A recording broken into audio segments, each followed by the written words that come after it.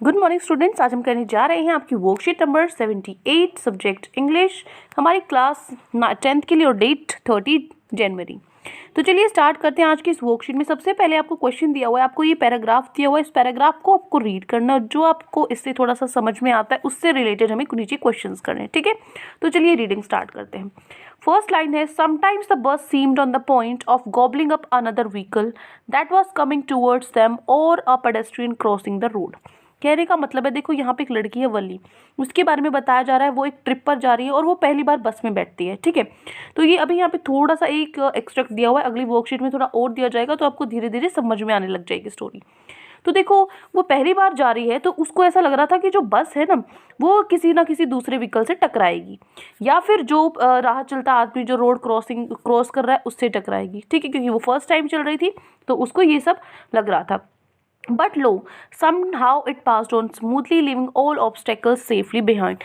लेकिन किसी ना किसी तरीके से ये सब था वो मतलब स्मूथली अच्छे से गुजर गया। जितने भी ऑब्स्टेकल्स हैं, जितने भी बीच में अड़चड़े हैं हमारी, उनको सेफली पीछे छोड़ते हुए बस आगे बढ़ती गई। जो ट्रीज़ हैं वो उसे लग रहा था कि जो ट्रीज़ हैं वो भागते हुए उसके पास आ रही हैं। Trees came running towards them, लेकिन एक फिर उसके बाद स्टॉप हो जाते, रुक जाते हैं जैसे ही बस उनके पास पहुंचती है, ठीक है। And simply stood there helpless, और वहाँ पे वो खड़े रहते हैं हेल्पलेस, बिना मतलब कि जिसे ऐसे नहीं होता कोई चारा ही नहीं है, हेल्पलेस है, ठीक है, कोई हेल्प मिलने की कोई गुंजाइश नहीं है। इस तरीके से वो खड़े हो जाते हैं कुछ मोमेंट के लिए by the side of the road, road के साइड में, before rushing away in the other direction, जब तक कि वो दोबारा से दूसरी डायरेक्शन, पहले वो उसकी तरफ भागते आ रहे थे बस की तरफ से, अब वो बस से पीछे पीछे भाग रहे हैं, दूर भाग रहे हैं, ठीक है। तो suddenly Wali clapped her hands with Glee, जो वली है उसने एकदम से क्या किया, क्लैपिंग करनी शुरू कर दी बहुत ही ज़्यादा खुशी से। ग्ली मतलब हैप्पीनेस, ठीक है।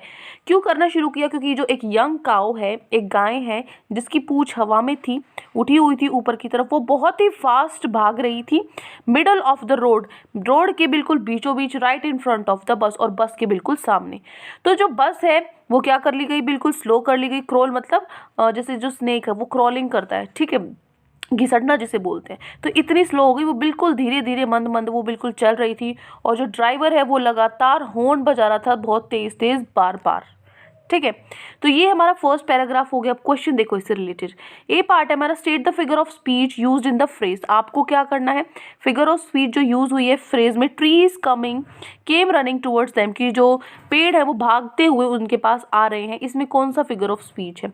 तो फिगर ऑफ स्पीच क्या होता है, जैसे आपने ये पढ़े होंगे ना, अलंकार पढ़े होंगे, ठीक है। इसमें आपने अलंकार में आपको उसी तरीके से जैसे वो मानवीकरण होता है, ठीक है, आपका उपमा वगैरह ये सब जितने भी होते हैं, हिंदी मेरी थोड़ी सी वीक है तो मतलब इंग्लिश ही अच्छी है, तो आप उन लोगों को पता होगा अलंकार जो जो टाइप्स के होते हैं किस तरीके से होते हैं। तो वही यहाँ पर है कि सिमिली है, मेटाफोर है, पर्सोनिफिकेशन है, अलिट्रेशन है, उसी तरीके के ये हैं, ठीक है। जैसे उपमा है और मानवीकरण है, या फिर आपका जिसको बोलते हैं श्लेष है, जो भी है, ठीक है। तो यहाँ से आपको इसमें से बताना ये ट्री कैसा है। देखो ये चीज़ क्या हो रही है, जो ट्री है, जो पेड़ है, उसको उसका संबंध किससे बताया जा रहा है, एक इंसान से, एक आदमी से, कि आदमी जैसे भाग कर आते हैं, पेड़ तो भाग नहीं सकते, तो इसको किसके साथ कंपैरिजन किया है, इसका आदमी के साथ किया है, तो पर्सन के साथ किया है। तो ये पर्सोनिफिकेशन जो हमारा सी है आएगा। पर्सोनिफिकेशन होता है मानवीकरण, जब कोई ऐसी चीज़ का, नॉन लिविंग चीज़ का, जो जीवित नहीं है, उसका हम कंपैरिजन करते हैं, उसकी तुलना करते हैं किसी आदमी के साथ, किसी पर्सन के साथ, ठीक है। तो देखो मानव के साथ जब करते हैं, बी पार्ट है आपका, choose the option that list the set of statements that are not true according to the given extract. जो आपने ये एक्सट्रैक्ट पढ़ा है इसके अकॉर्डिंग जो सही नहीं है वो आपको छांटनी है, ठीक है। तो ये 7 आपको स्टेटमेंट दी हुई है, आपको इन 7 में से छांटनी है कि कौन सी इसमें से सही है, कौन सी गलत है। देखो फर्स्ट है, द बस passed on smoothly living all obstacles behind, की तो है ही, जो बस है उसको डर लग रहा था कि वो टकरा जाएगी, लेकिन फिर भी जो बस है वो स्मूथली सारे अड़चनों को पीछे छोड़ते हुए चलती रही, ठीक है। फर्स्ट ठीक है, the driver horned at the cow when she obstructed its way, जो ड्राइवर है उसने हॉर्न बजाया जब गाय उसके बीच में रास्ते में आ गई थी, तो ये भी ठीक है। थर्ड है, Valli was accompanied by her mother during the journey, जो वली है वो उस जर्नी के जो दौरान, अपने ट्रिप के दौरान अपनी मम्मी के साथ थी, ऐसा तो कहीं है ही नहीं, ऐसा तो हमने पढ़ा ही नहीं एक्सट्रैक्ट में, तो ये क्या हो जाएगा, गलत। फोर्थ है the bus hit the cow and went away speedily. जो बस है वो बहुत तेजी से जो गाय है उसको टकराई और फटाफट से स्पीडली भाग गई। ठीक है, ऐसा भी नहीं है, वो तो हॉर्न बजा रही थी, वो बिल्कुल धीमी हो गई थी, है ना। फिफ्थ है Valli was disturbed to see the cow right in the front of the bus. जो वली है वो डिस्टर्ब हो गई थी काउ गाय को देख के अपनी बस के आगे। नहीं, वो डिस्टर्ब हो गई थी क्या? जो वली है, Valli was disturb to see the cow right in the front. तो जो वली है वो काउ को देखकर डिस्टर्ब हो गई थी, क्योंकि वो देखो कुछ और सोच रही थी, लेकिन काउ को देखकर वो खुश हो गई थी, है ना। तो ये भी क्या हो जाएगा हमारा, जो फिफ्थ क्वेश्चन है उस पर भी हम क्या लगा देंगे, रोंग। ठीक है, यहाँ पे भी हम क्या लगा देंगे, तो ये तीनों क्या हो गए, रोंग, और ये हो जाएगा, क्योंकि देखो वो कुछ और सोच रही, टकरा जाएगी, वो हो जाएगी। उसके बाद जब काऊ आई तो उसका जो पूरा मतलब जिस चीज़ से वो सोच रही, देखो डिस्टर्बेंस क्या होता है, जैसे आप हो, आप पढ़ाई कर रहे हो, ठीक है, तो जब आप एक काम कर रहे हो लेकिन कोई दूसरी चीज़ आ जाए तो डिस्टर्ब होता है। वो सोच कुछ हो रही थी लेकिन काऊ आ गई थी, वो डिस्टर्ब हो गई थी। बेशक वो उसको देख के क्लैपिंग कर रही थी, हैप्पी थी, लेकिन उसको क्या हुई, उस चीज़ से डिस्टर्बेंस हुई। The bus move slowly when the cow came right in front of the bus. जो बस है वो स्लो हो गई थी जब काऊ उसके सामने आई, ये तो बिल्कुल ठीक है। ठीक है, तो हमारा सेवेंथ है the bus approached another vehicle that was coming towards it as it moved smoothly. कि जो बस है वो दूसरे व्हीकल के पास जाती जा रही थी, जैसे that was moving coming towards it as it moved smoothly, जो उसके पास आ रही थी। ठीक है, तो यहाँ से क्या होगा, यहाँ से भी हमारा होगा जो ये भी क्या हो जाएगा, करेक्ट हो जाएगा। तो जो हमारा ऑप्शन सी है 3, 4, 5, ये क्वेश्चन जो सी पार्ट है वो हमारा सही है। देखो आपको इसमें कंफ्यूजन होगी, अभी कुछ कुछ चीज़ें समझ में नहीं आ रही, क्योंकि जब तक आप पूरा नहीं पढ़ोगे ना, अब जब नेक्स्ट एक्सट्रैक्ट आएगी उसमें आपको समझ में आ जाएगा स्टोरी मेन क्या है। ठीक है, तो बी पार्ट हमारा हो गया। उसके बाद है हमारा सी ऑप्शन, जो सी पार्ट है, सी में आपको दिया हुआ pick the option that correctly classifies fact and opinion of the students. आपको ये 4 दिए हुए ABCD, इसमें से आपको बताना है फैक्ट कौन सा है जो हम F से डिनोट करेंगे, और आपका ओपिनियन कौन सा है। ठीक है, फर्स्ट है I think Wali was quite insensitive as she clapped her hands with glee while the hapless cow ran right in front of the bus। ऐसा लगता है कि जो वली है वो इनसेंसिटिव है, उसको फ़र्क नहीं पड़ता चीज़ों से। ठीक है, क्योंकि उसने वो क्या करने लगी, क्लैपिंग करने लगी है खुशी से।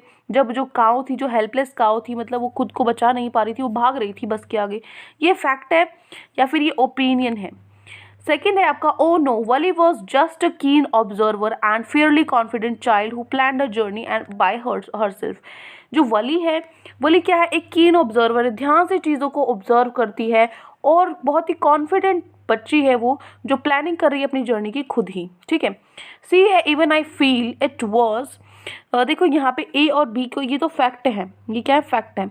Even I feel it was sheer innocence on the part of Wali which made her happy on witnessing a running cow.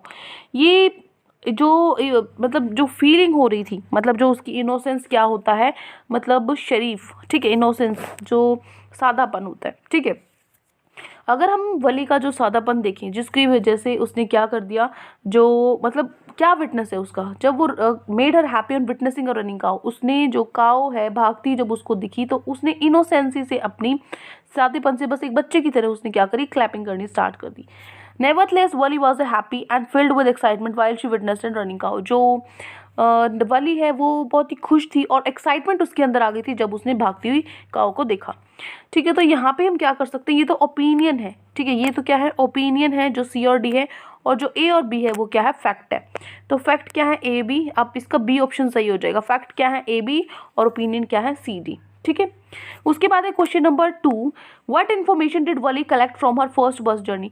जो पहली बस जर्नी है उससे वली को क्या इन्फॉर्मेशन मिली, तो आप लिखोगे Valli found out that the bus journey to the town took 45 minutes. Valli ने देखा कि जो बस है उसको टाउन तक जाने में 45 मिनट्स लगते हैं, वन वे के। ठीक है, एक तरफ जाने का मतलब आते हो और जाते हो, जाने के 45 और आने के 45, टोटल तो 90 मिनट्स हो गए, लेकिन यहाँ पे वन वे की बात हो रही है, सिर्फ जाने की, उतना ही आने का होगा, तो एक ही बात है। और वन वे के उसके 30 पैसे उसका किराया लगा। ठीक है, she listened carefully to the conversations between her neighbours. वो बहुत ही ध्यान से बातें सुन रही थी जो उसके नेबर्स थे, पड़ोसी थे, and people who regularly use the bus, और जो लोग आपस में रेगुलरली मतलब रूटीन में बस में आते जाते रहते हैं, and asked a few discreet questions here and there, और कुछ ऐसे ही डिस्क्रीट क्वेश्चंस वो पूछती रही। ठीक है, ये हो गया question 2।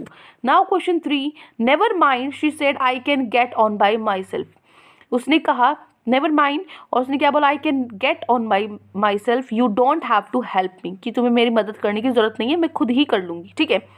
Said Valli to the conductor, conductor को बोला वली ने। तो वली क्वाइट कॉन्फिडेंट है और डिस्प्ले, देखो ये सारी आधी चीजें ना है नहीं इस एक्सट्रैक्ट में, इसके अकॉर्डिंग मैंने आपको टिक लगवाया। आधे बच्चे कहेंगे ये तो पैराग्राफ में है ही नहीं, तो ये रॉन्ग कैसे है, राइट कैसे है, क्योंकि ये चीजें क्या है आपने पूरी पढ़ी नहीं है, जब पूरा चैप्टर पढ़ोगे तब आपको समझ में आएगा, ठीक है। Wally is quite confident and displays extraordinary courage while she travels alone in the bus, taking inspiration from her character. Write how courage, grit, determination helps one to achieve one dream. आपको बताना है उसके inspiration, आप उससे वली से वो कितना ज़्यादा कॉन्फिडेंट थी और कितना ज़्यादा करेज उसके अंदर साहस था जब वो अकेली बस में जा रही थी। तो उसको देखते हुए कितना, जैसे उसका जो करेज है, जो उसका डिटर्मिनेशन है, दृढ़ निश्चय है, वो एक आदमी को अपना सपना पूरा करने के लिए हेल्प कर सकती है, अचीव करने में मदद कर सकती है। तो उसके बारे में आपको लिखना है, ठीक है। तो वली के बारे में लिखना है एक तरीके से। तो ये आपका क्वेश्चन है। आंसर में आप लिखोगे वली, यहाँ पे बेटा वला लिखा हुआ है तो इसको वली कर दो, ठीक है। तो वली है, वली 8 ईयर ओल्ड है, ठीक है। ओल्ड गर्ल, विलेज गर्ल, गांव की एक 8 साल की बच्ची है। She is fascinated by the bus that comes to the village every hour. वो जो बस आती जाती रहती थी गांव में हर घंटे, उसको देख के वो बहुत ही उत्सुक रहती थी। She developed desire and then a longing turning into a firm determination to ride the bus. उसके बाद उसके मन में इच्छा आई और उसने ये ठान लिया कि उसको बस में राइड करनी है। She meticulously plans for it and saves money for the bus journey. उसने इसके लिए प्लान भी कर लिया और उसके बाद पैसे बचाने शुरू कर दिए अपनी बस की जर्नी के लिए। Then she boards the bus without animals help. बिना किसी की मदद की वो दोबारा से फिर क्या किया, उसने बस में चढ़ी वो, और उसने पूरे रास्ते अकेले ही ट्रैवल किया, आत्मविश्वास से और इंडिपेंडेंटली, बिना किसी हेल्प की, किसी पर डिपेंड नहीं थी वो। And finally returns home successfully, और अपने जो वो घर पर पहुंच गई successfully. Her self dependence and self respecting nature help her to nurture her goal. जो उसका सेल्फ डिपेंडेंस था कि वो अपने आप पर ही निर्भर थी, किसी और पर नहीं, और जो सेल्फ रिस्पेक्टिंग नेचर था, ठीक है, अपने आप को नीचा कमज़ोर नहीं समझना, उसकी वजह से वो अपने गोल तक पहुंच पाई। शी इंजॉयज हर जर्नी, उसने अपनी जो जर्नी है उसको एंजॉय किया। Similarly to achieve goals in life, इसी तरीके से अगर हमें कुछ लाइफ में अचीव करना है तो हमें ये वैल्यूज जो उसके अंदर थी वो हमारे अंदर होनी चाहिए, उनकी ज़रूरत है। एक किसी को भी one should be confident and self dependent, क्या होना चाहिए, आत्मविश्वास होना चाहिए, खुद पर ही निर्भर रहना चाहिए, उसे किसी और पर नहीं। जो प्रॉपर प्लानिंग है और जो स्ट्रॉन्ग डिटर्मिनेशन है, दृढ़ निश्चिता है, उसकी वजह से हम सक्सेस को पा सकते हैं। जो एंथुजियाज्म है, मतलब हमारे अंदर जो उत्सुकता है, जो हमारे अंदर जो एनर्जी है और जो एक्साइटमेंट है अपने गोल को अचीव करने के लिए, वो भी बहुत ज़रूरी है लाइफ के अंदर, ठीक है। तो ये हो गया हमारा क्वेश्चन नंबर 4। तो ये 4 क्वेश्चन, सॉरी 3, ये 3 क्वेश्चन आज आपकी वर्कशीट में गिवन थे। आई होप आपको अच्छे से समझ में आ गई है। कोई भी डाउट है पूरी वर्कशीट में तो कमेंट सेक्शन में आप मुझे बता सकते हो। और अगर आपको वीडियो अच्छी लगी तो चैनल को सब्सक्राइब कर सकते हैं, वीडियो को लाइक कर सकते हैं। And one more thing students, Unacademy ने कॉम्बैट कंपटीशन लॉन्च किया है 10th क्लास के प्रिपरेशन के लिए। ये कंपटीशन क्या है, इसमें क्या क्या बेनिफिट मिलने वाले हैं, ये मैं आपको बता देती हूँ। तो पहली बात, कोई भी इसमें पार्टिसिपेट कर सकता है, फ्री है, ठीक है। पहला, ये 6 कॉम्बैट होंगे। पहला कॉम्बैट होगा 31 जनवरी को, ठीक है, 11 बजे।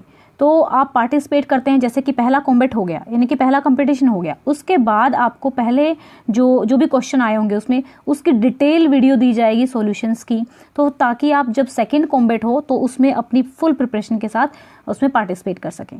तो जैसे ही अगर आप रैंक में आ जाते हो तो आपको प्लस सब्सक्रिप्शन मिलेगा इनका, ठीक है।